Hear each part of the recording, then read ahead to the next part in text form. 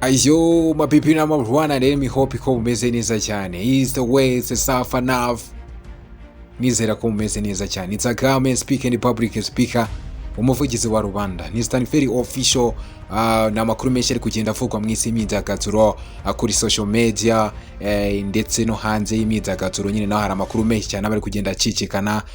By the way, mu Rwanda ari kuvuga ko umuhanzi bita Bruce Melody nyuma yuko nyine ari gutegura gusohora indirimbo nshyashya agiye gufatanya na Diamond Platnumz. Ni nyuma yuko nyine yagiye gukora amashusho hariya nyine muri Tanzania. Diamond Platnumz yamaze kugaragaza ko nyine ari indirimbo izaba idasanzwe ku mbuga nkoranyambaga se, aho nyine yatangiye promotion nyuma yuko indirimbo ijya hanze. Ni ibintu bidasanzwe cyane cyane ku bahanzi bamaze gutera imbere nka Diamond Platnumz.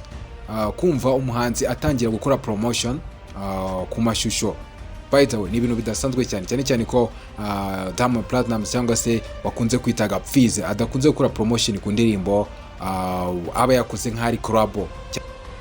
Kumva rero ko yakoze promotion ku ndirimbo ya Bruce Melody ni ibintu bidasanzwe cyane, ni ibintu byatunguye abantu benshi cyane. Ni ibintu byiza cyane. Hagati aho ngaho n'umu influencer akaba n'umudanseri mwite General Benda yakundanye igihe kitari gitoya n'umukobwa bita Shakira. Baza kuvuga amagambo menshi, bavuze amagambo menshi mu itangazamakuru bameze nka Titi na Nyambo. Na amagambo menshi bagiye bavugwaho, aho bavuze General Benda nyine ko nyuma yo kubyarana n'undi mugore akaba abana na Shakira nkaho ari cyangwa se ari umugore we, bikagenda bivugwa nyine amagambo atari meza kuri social media. Gusa General Benda akavuga ko nyine ntacyo bimutwaye cyane ko yakundanye nyine na Shakira igihe kitari gitoya.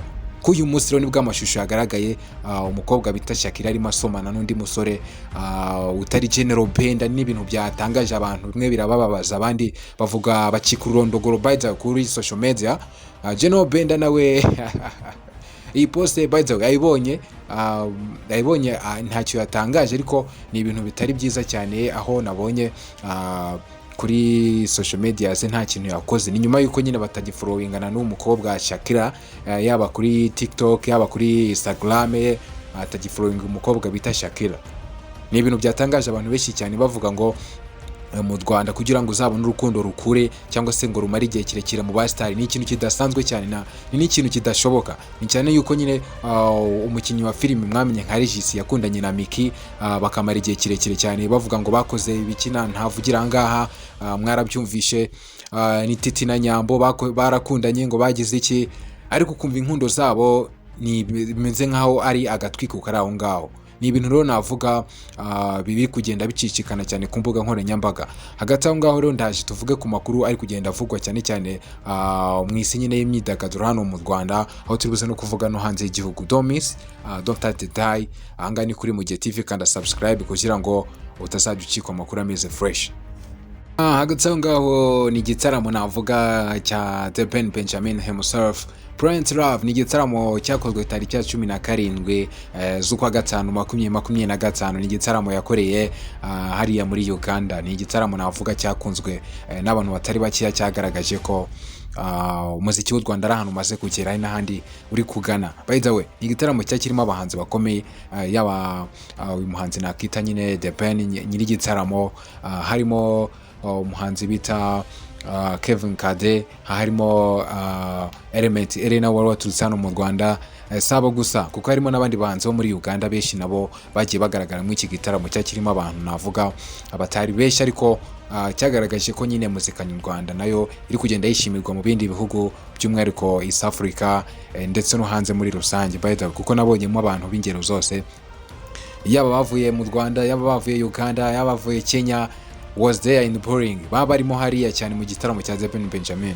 Ariko agashya kabayemo kadasanzwe cyane nuko iki gitaramo yaba Kevin Kade wagaragaje imbaraga zidasanzwe cyane ku rubyiniro, yaba Element nawe wabashije kuba yafasha uyu muhanzi The Ben kuririmba, yaba Green P musaza cyangwa se mukuru wa The Ben nawe wabanje kujya ku rubyiniro, yaba itsinda naryo ryapimye imbyino kinyarwanda. Bose bakoze mu buryo navuga bwari bwiza, bwari buteguye. Usibye ko wenda habayeho ikibazo cyuko umuhanzi bita Element umaze igihe kirekire navuga mu muziki akora producer ndetse akanaririmba mu njyana ye tumaze kumenyeramo nziza, ariko imbaraga zari gukoresha ku rubyiniro ni imbaraga navuga ziri kugenda zinengwa n'abantu batari bakeya. yaba abahanzi bo hanze y'u Rwanda. Nagiye mbona ku mbuga nkoranyambaga bagaragaza ko nyine Element akora ibintu neza ariko imbaraga agaragaza ku rubyiniro zidakwiye. Yego, by the way, indirimbo ze zirazwi, ziranabyinitse ndetse n'abantu barazishimira, ariko the way aba ari ku rubyiniro, uburyo aba ari ku rubyiniro ndetse n'uburyo yitwara mu bantu nyine bigaragaza ko imbaraga akoresha ziba ziri hasi. We never know nimba ariyo style ye, ntago tubizi neza, cyangwa se nimba ariko akora umuziki we, cyangwa se nimba ari imbaraga ze zo mu mubiri. Ntago abantu bari babibwirwa neza cyangwa se ngo babihugukirire neza babimenye fresh. Ariko Kevin Kade yagaragaje imbaraga nyinshi zidasanzwe, nyine bigaragaza ko the killer one mu bijyanye na stage, ukuyemo mu Rwanda, ukuyemo Platini P mu gutegura stage. Uyu muhanzi bita Kevin Kade hari hejuru cyane. Mu Rwanda n'abahanzi bake dufite rero bategura stage. The Benda nawe yakoze stage imeze neza, abantu barayishimiye. Cyari igitaramo navuga cyarimo abantu bake, ariko uburyo cyagipanze, igitaramo navuga cyagenze neza. Igitaramo cyagenze neza, cyakirimo abantu bake beza. Biratanga icyizere ko muzika nyarwanda the way uri kugenda uzamuka, mu minsi iri imbere tuzaba turimo ku murongo mwiza cyane, tuzaba turi ahantu hadasanzwe. Abantu benshi rero bagiye bavuga ngo bitega ikindi nyuma yuko kiriya gitaramo Rode Ben yakoze cyo kugenda asangiza album ye ku bantu nyine.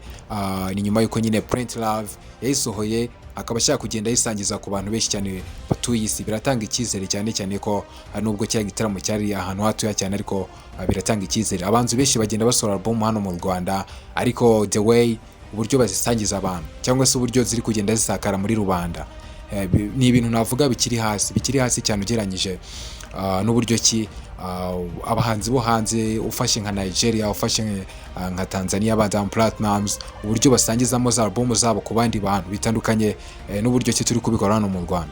Umuhanzi bita rero n'umuhanzikazi bita Bwiza nawe yasohoye album, ariko na album avuga ko iri indirimbo zimwe na zimwe zari zarasohotse, harimo nka Ogera. Ni indirimbo yakoranye na Bruce Melody, ariko ni indirimbo navuga nayo iri kuri album avuga ko yakoze.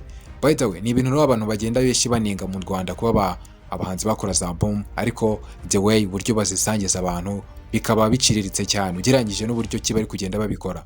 Ugereranyije n'ibintu abantu bagiye bagarukaho, uburyo ki Bruce Melody nawe yakoze album, na album yakoze navuga yari indirimbo nyinshi, ariko ahise akajya atangira gukora projet nshyashya na Diamond Platnumz. Indirimbo yatangiye gukora amashusho, by the way ni indirimbo yatangiye gushutingira ama video, ariko ugereranyije n'izo ndirimbo yakoze mbere ziri ku iyo album ye ya mbere, na n'uyu munsi zitarakorerwa amashusho, ntiziranakorerwa, ntaranazisangiza mu bantu. Nta gitaramo navuga yakoze wenda kigenda kizenguruka u Rwanda cyangwa se no hanze azisangiza abantu.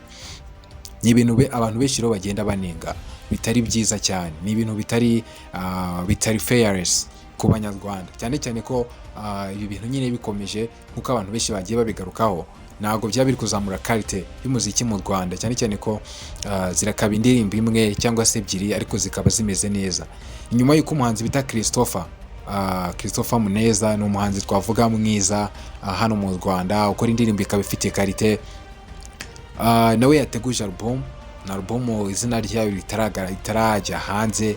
Na album nayo ko nabonye abantu benshi bagiye bayishimira ko azaba ari album izaba idasanzwe, cyane ko uyu mugabo ntago ajya atenguha abanyarwanda. Iyo azanye ikintu kiba gifite quality, kiba kimeze neza, ndetse n'uburyo ayisangiza abantu bitandukanye nuko bamwe na bamwe ahangaha mu Rwanda babikora. Bigaragaze ko rero ari ibintu bizaba bidasanzwe cyane ko uyu muhanzi yayiteguje igihe kirekire.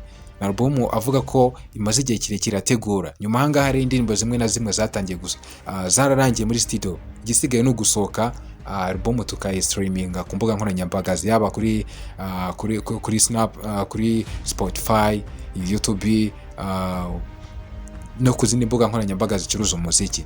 Ni indirimbo navuga nazo zizaba ari nziza cyane. Icyo dusabwa twebwe no gutegereza tukazamenya ati se bimeze bite.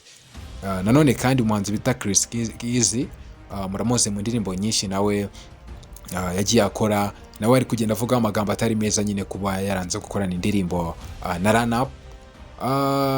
ni uko nyine yamuciye amafaranga navuga menshi, ibihumbi 8 by'amadolari kuri run up. Ni amafaranga menshi cyane, cyane cyane gukorana indirimbo akanashyiraho ya promotion, agashyiraho amafaranga ya video ku muhanzi ukishakisha cyane cyane.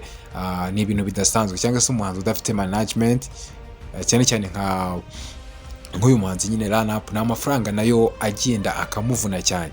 Ni n'ibintu navuga Kevin Kade yagarutseho ubwo ari mu kiganiro kuri RTV. Yavuze ko indirimbo Sikosa yamutwaye amafaranga menshi atatekerezaga. Ni amafaranga avuga ko yamutwaye amafaranga menshi nyine we atatekerezaga. Nyuma y'uko bakoze indirimbo Fomiana yakoranye na The ndetse aza kuyikorana nyine na Kevin Kade, The Ben na Chris Easy. Ni indirimbo abantu bagiye bagarukaho kiri Flopian, yari Fomiana iza kuba Flopian, nyuma y'uko nyine indirimbo ku mbuga nkoranyambaga z'abacuruzi b'umuziki itishimiwe n'abantu na gatoya.